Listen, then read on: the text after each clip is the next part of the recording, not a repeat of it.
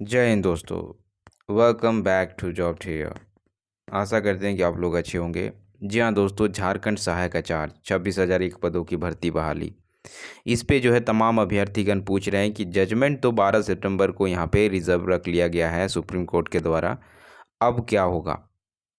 तो जी हाँ दोस्तों, सबसे पहले मैं आपको ये बताना चाहूँगा कि इस वीडियो को अगर आप अंत तक वॉच करते हैं तो आपको यहाँ पे जो सुप्रीम कोर्ट ने फैसले को जो रिजर्व रख लिया है उस पे क्या है, किसके फेवर में फैसला गया है, जेटेट या सीटेट, इस पे जो है आपको क्लैरिटी आ जाएगी अगर अंत तक वॉच करते हैं। क्योंकि मैं पूरे कल का जो भी सुनवाई हुआ है उसका पूरा सार बताने वाला हूँ, आसान भाषा में, आसान तरीके से, और एक एक पॉइंट आपको समझ में आएगी चीज़ें। उसके बाद खुद आपको एट द एंड आपको पता चल जाएगा कि आपका यहाँ पे जीत कौन रहा है, जेटेट की जीत हो रही है कि सीटेट की जीत हो रही है।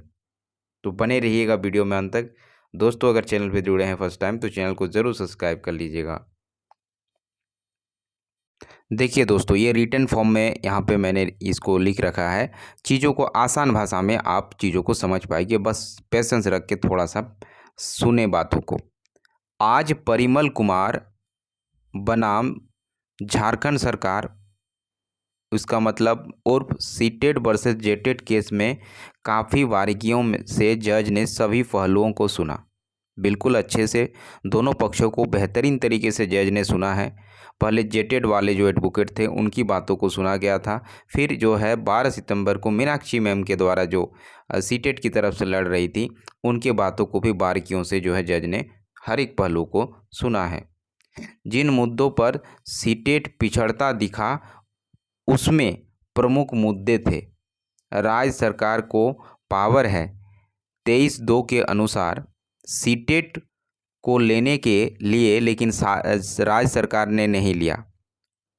ये आपका यहाँ पे पिछड़ता हुआ बात है। देखिए, सीटेट वाले कल जो है जिस तरह मीनाक्षी मैम जो है 11 सितंबर को जिस तरह दिखी थी कॉन्फिडेंस में, वो 12 सितंबर को जनरली तरीके से उतने कॉन्फिडेंट में नहीं दिखी। देखिए इसमें कहाँ कहाँ सीटेट वाले जो है पिछड़े हुए नज़र आए हैं, किस किस पॉइंट पर। तो यहाँ पे फर्स्ट तो आपको समझ में आ गया, राज्य सरकार को पावर है यानी अधिकार है राज्य सरकार को कि जो है 23(2) के अनुसार सीटेट को लेने का, लेकिन राज्य सरकार ने नहीं लिया। ये एक चीज़ था। दूसरा था बीच खेल में नियम नहीं अब बदलते, ऐसे में सीटेट चूँकि बीच में आया था इसलिए उससे वैलिड नहीं माना जा सकता। ये बात यहाँ पे सेकंड पॉइंट निकल के आ रही है, क्योंकि विज्ञापन पहले ही जारी हो चुकी थी, याद होगा आपको, जिसमें सिर्फ और सिर्फ जेटेड वाले को ही जो है फॉर्म फिल करने का मौका दिया था।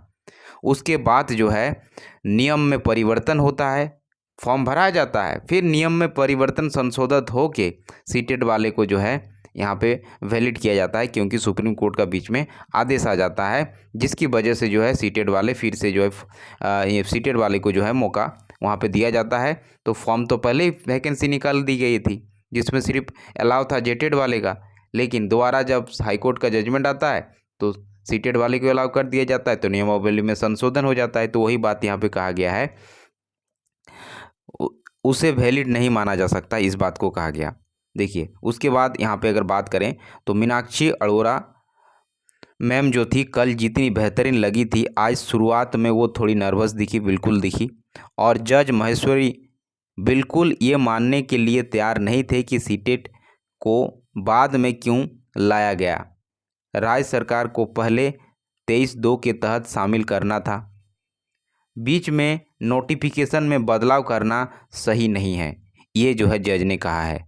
मगर अंत में मीनाक्षी अरोड़ा ने दो प्रमुख बातों पर जो है जज को कन्विंस करने का प्रयास किया, जिन पर मैं बारी बारी से चर्चा करता हूँ। देखिए, पहला कि एनसीटीई के एक्ट में यह है कि प्रत्येक साल राज्य सरकार को टेट कराना चाहिए, लेकिन राज्य सरकार ने उसे नहीं कराया, इसलिए विज्ञापन के पहले ही सभी आवेदनकर्ता जो है चले गए, कहाँ चले गए, कोर्ट चले गए, वहाँ पे कोर्ट चले गए थे और उनकी प्रार्थना थी कि राज्य जेटेट कराएं, लेकिन झारखंड सरकार ने ना तो जेटेट कराया और ना ही सीटेट को कंसीडर किया और सीधे विज्ञापन को जो है निकाल दिया। तब सभी आवेदनकर्ता ने जो है विज्ञापन पर भी केस कर दिया। इस आलोक में हाईकोर्ट ने फैसला दिया, चूँकि विज्ञापन के पहले ही जेटेट आयोजित कराने के लिए सीटेट वालों ने आवेदन दिया था। ये भी बात सत्य है, क्योंकि विज्ञापन जब नहीं आया था उससे पहले ही सीटेट वालों ने जो है आवेदन दे दिया था कि सीटेट कंडक्ट हो या फिर सीटेट को वैलिड करें। ये बात पहले ही कर चुके थे सीटेट वाले। और राज्य सरकार ने जो 2016 के बाद से जेटेट नहीं करवा रही है, जबकि एनसीटी के नियम के अनुसार जो है हर साल जेटेट कराना था। इसलिए छात्र हित में निर्णय लिया गया और उसके अनुसार जो है हाईकोर्ट ने सीटेट को शामिल करते हुए इन शर्त के साथ परीक्षा में फॉर्म भरने को कहा कि वे जेटेट पहले प्रयास में, ध्यान दीजिएगा, पहले प्रयास में सफल होंगे और सभी ने जेटेट दिया भी है, अतः हमें शामिल होने का मौका दिया जाए। जज साहब इस बात को जो है सहमत दिखे। इस बात को लेकर देखिए लास्ट में जो है कन्विंस किसी तरह से जो है हुए हैं आपके जज साहब जो है मीनाक्षी मैम के लास्ट वाले पॉइंट से। और उसके बाद जो है यहाँ पे बातें बताई गई कि वहीं बीच में, ध्यान दीजिएगा, यहाँ कहा गया है वहीं बीच में खेल बदलने वाली बात और पिछले 3 ऑर्डर्स को मीनाक्षी अरोड़ा ने दिखाया, जिसमें बीच विज्ञापन में बदलाव किए गए थे और उससे सुप्रीम कोर्ट ने सही माना था।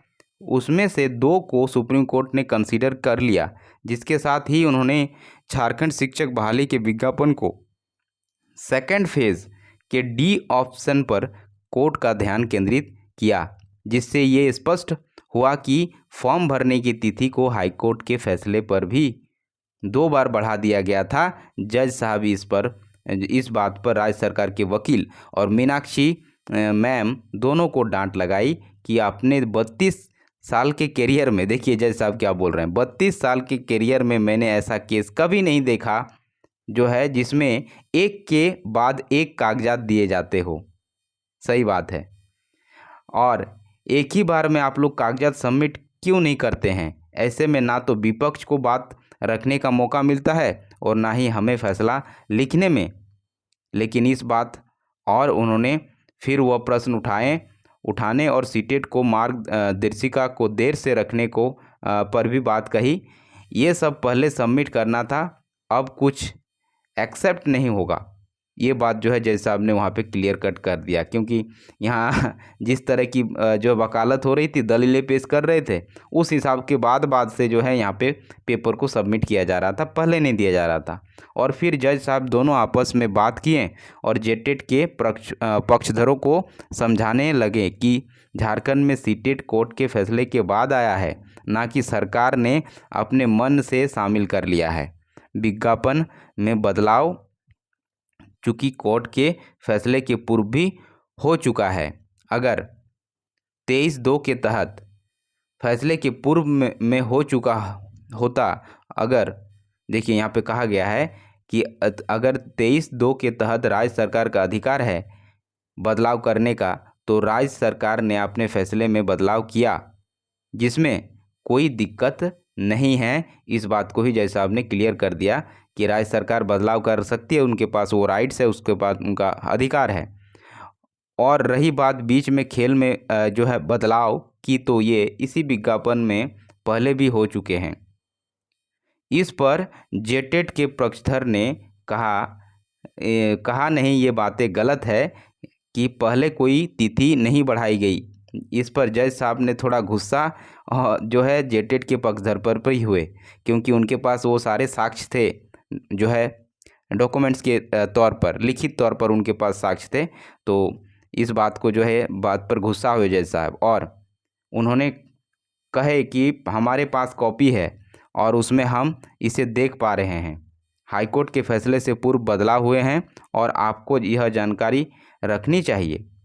इस पर मीनाक्षी अरोड़ा मैम ने पुनः कोर्ट को विज्ञापन में हुए बदलाव की तिथि और पेज नंबर और कॉलम नंबर बताया, जिस पर जज साहब ने कहा कि हमने इससे पहले ही कंसीडर कर लिया है। और अंत में फैसले को सुरक्षित रखने के बाद मुस्कुराते हुए कहा कि देखिए जज साहब क्या कह रहे हैं कि जब परीक्षा हो गई है और टेट को बहुत बड़ी बात नहीं है, टेट कोई बड़ी बात नहीं है, नौकरी का मामला है, तो इस पर जेटेट को के पक्षधर कुछ बोलना चाह रहे थे। लेकिन जज साहब ने कहा कि अब बस हो गया। अंत में मीनाक्षी अरोड़ा ने लेट से पेपर सबमिट करने पर जो है यहाँ पे माफ़ी मांगी और राज्य सरकार के वकील को कोर्ट ने हिदायत दे दी कि मनिंदर जी आगे ऐसा ना हो, इसका ख्याल रखें। फैसला सुरक्षित हो गया है।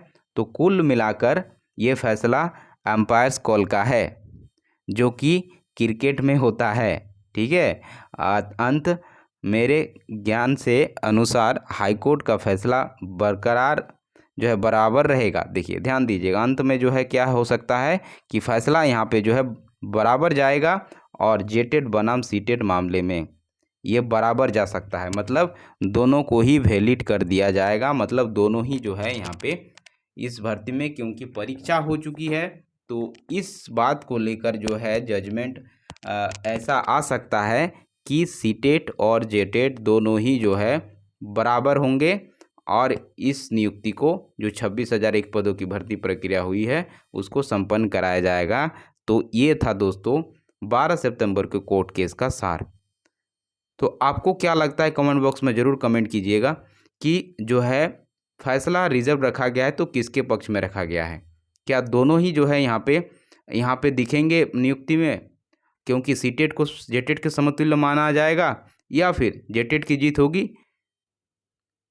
तो ज़रूर बताइएगा कमेंट बॉक्स में। Thanks for watching.